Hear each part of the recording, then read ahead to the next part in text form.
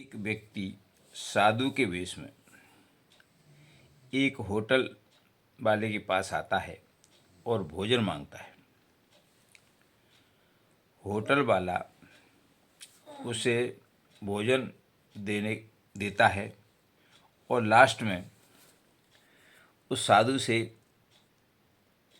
सत्संग की बातें करने लग जाता है।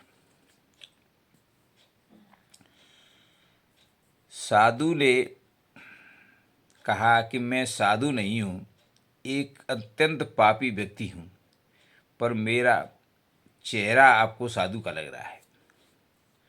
तो होटल मालिक को और शंका होने लग जाती है और वह पूछता है कि महाराज आप ऐसा क्यों कहते हो कि आप पापी हो।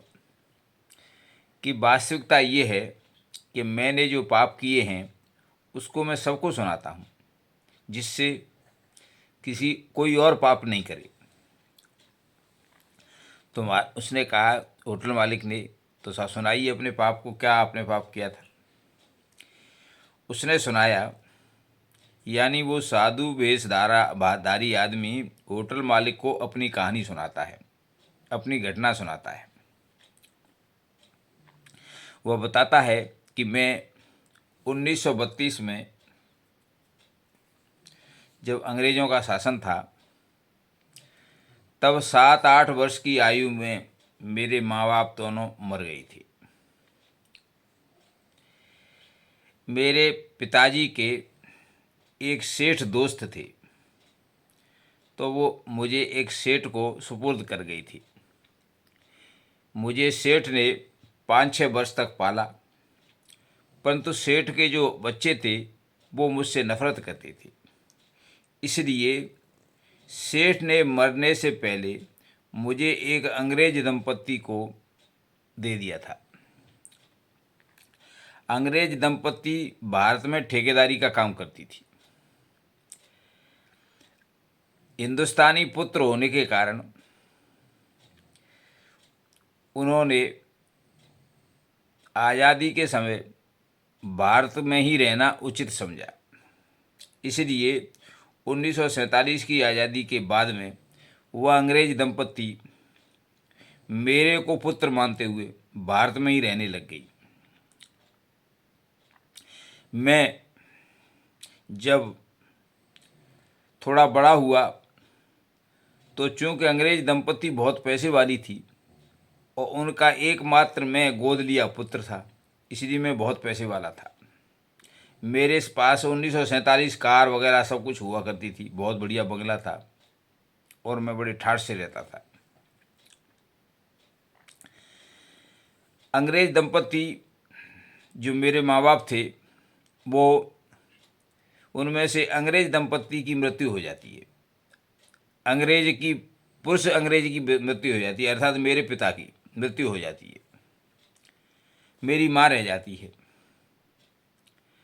माँ मुझसे इतना प्यार करती है कि मैं अगर लेट भी घर आता था तो मेरी माँ खाने का इंतज़ार करती रहती थी और 12-12 बजे तक खाना नहीं खाती थी। जब मैं आ जाता था तब खाना खाती थी, इतना प्यार करती थी मेरी माँ।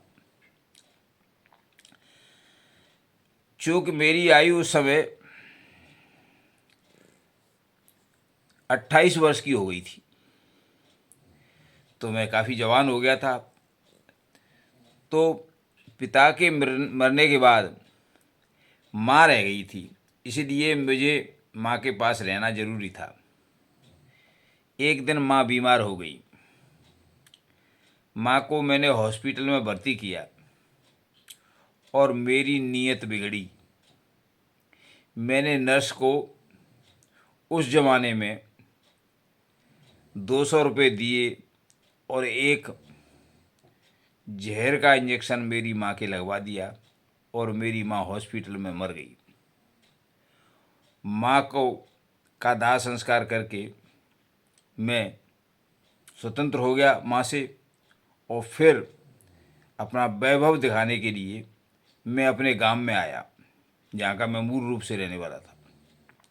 गांव में बहुत बड़ी हवेली बनवाई, क्योंकि मेरे पास पैसा था। मेरे पिताजी इसके आपके रेलवे के बहुत बड़े कॉन्ट्रैक्टर थे और मैं भी कॉन्ट्रैक्टर हो चुका था तब तक। इस तरह से मेरे पास पैसा बहुत था। मैंने बहुत बड़ी हवेली बनवाई, अपनी शादी की, मेरे एक बेटा हुआ। बेटा चूँकि मैं पैसे वाला था और ठाकुर था, राजपूत था, इसलिए मेरे को उस ठाकुरी ठकुराई का अहंकार भी था। 11 साल की आयु में ही मैंने अपने बेटे की शादी कर ली थी, क्योंकि पैसे वाले होने की वजह से बहुत बार बार शादी वाले आ रहे थे, मैंने शादी कर ली। इस तरह से मैं मेरी पत्नी, मेरा बेटा, मेरे बेटे की बहू, हम चारों आराम से ठाठी से रहते थे। लगभग शादी के 2 साल बाद मेरे बेटे को टीबी हो गई थी, और उस जमाने में टीबी बहुत भयंकर बीमारी हुआ करती थी। इलाज भी बहुत कराया। आगरा का टीबी हॉस्पिटल काफ़ी पॉपुलर था, उसमें महंगा इलाज होता था, लेकिन मैंने आगरा में भी इलाज कराया।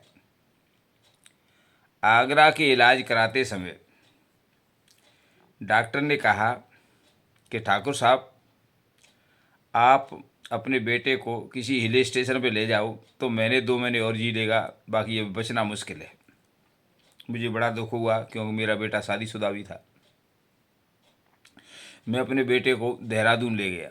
देहरादून में एक बहुत बड़ी बंगला किराए पे लिया और मैंने वहाँ हिल स्टेशन पर रहना शुरू कर दिया। एक दिन मैं अपने बेटे को लॉन पर चारपाई बिछा के सुला कर बैठा हुआ था। बेटा तंद्रा में था, पूरा सोया हुआ नहीं था।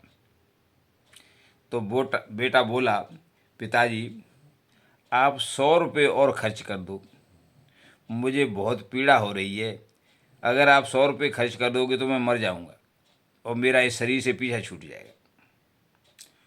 मैंने अपने बेटे से कहा कि भाई ऐसी बात क्यों कर रहा है। उसने कहा, पिताजी मैं सही बात कह रहा हूँ। कि बोलो कैसे कह रहा है। उसने कहा कि मैं वो अंग्रेज हूँ जिसने आपको गोद लिया था,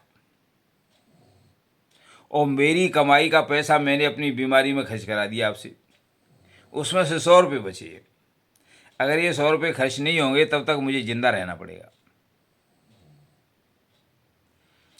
ठाकुर, मुझे बड़े अफसोस हुआ कि ये बात क्या कह रहा है, क्योंकि उस बेटे को तो ये भी नहीं पता था कि मुझे अंग्रेजी ने गोद लिया था। चलो खैर, मैंने बात उसकी मान ली। फिर मैंने कहा कि चल तुझे मैं अंग्रेज मान लेता हूँ, पर तू ये बता, तेरी पत्नी, उसने बेचारी ने क्या पाप किया है कि वो भरी जवानी में विधवा होगी। तो उस मेरे बेटे ने कहा कि पिताजी वो नर्स है जिसको 200 रुपये दे करके आपने अपनी अंग्रेज माँ को इंजेक्शन लगवाया था, इसलिए उसको उसके कर्मों की सज़ा मिलेगी विधवा होकर के। इस बात की तो मेरे अलावा किसी को भी नहीं पता था, लेकिन मेरे बेटे ने ये बात बताई तो मुझे कुछ विश्वास हुआ कि ये सही कह रहा है। फिर मैंने क्या किया कि सत्यता को जांच करने के लिए 100 के नोट को वहीं पर तुरंत फाड़ दिया, क्योंकि 100 रुपये उस ज़माने में खर्च होने में 1 आध 2 दिन लग जाते। इसलिए मैंने उस बात की प्रूफ करने के लिए कि मेरा बेटा सत्य कह रहा है, मैंने 100 के नोट को फाड़ दिया। 100 का नोट फाड़ते ही उसके प्राण निकल गए,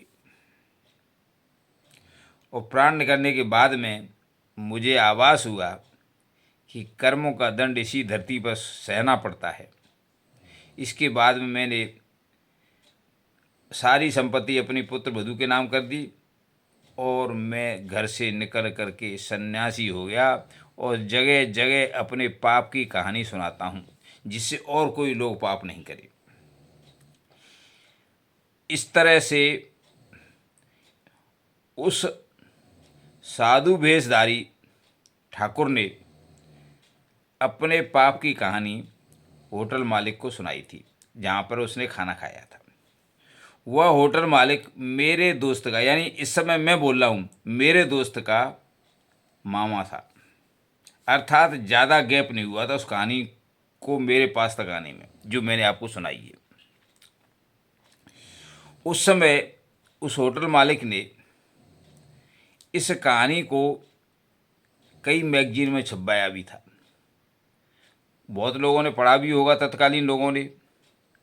लेकिन ये कहानी लगातार कहते रहना चाहिए और सबको सुननी चाहिए। इसी संदर्भ में ये कहानी मैंने आपको सुनाई है। मैं इस कहानी से ये सिद्ध करना चाहता हूँ कि हर कर्म की, हर बुरे सोच की, हर बुरे कर्म की यहीं पर सज़ा मिलती है, बाहर जाने की ज़रूरत नहीं है। देखिए, लोग ये सोच करके बुरे कर्म करते हैं कि कौन देख रहा है। ये नहीं सोचते हैं कि जो दंड देता है कर्मों का भगवान, और भगवान सब जगह देखता है। इसलिए किससे छुपा रहे हो? दुनिया से छुपाने से तुम्हारे कर्म छुप नहीं जाएंगे, क्योंकि तुम्हारे कर्मों का दंड दुनिया नहीं देती है, भगवान देता है, और भगवान से कोई कर्म छुपता नहीं। इसलिए कोई भी बुरा कर्म या किसी को धोखा देने का कर्म कभी नहीं करना चाहिए। नहीं तो उस साधु वेशधारी ठाकुर को एक पुत्र पैदा हुआ और उसको भी टीबी हो गई, और वो शादीशुदा पुत्र भी मर गया उसके सामने, क्योंकि उसने अंग्रेज की कमाई चैन से नहीं खाई, बल्कि अंग्रेज माँ को धोखा दे करके मार करके उस धन को हड़पा था। इसलिए उसको उसके कर्म की सज़ा मिली थी। ये कहानी सबको सुनानी चाहिए, जो सुन ले उसको भी औरों को सुनानी चाहिए, जिससे लोगों में बुरे कर्म करने से भय लगे, बुरे कर्म करने से लोग बचें। धन्यवाद।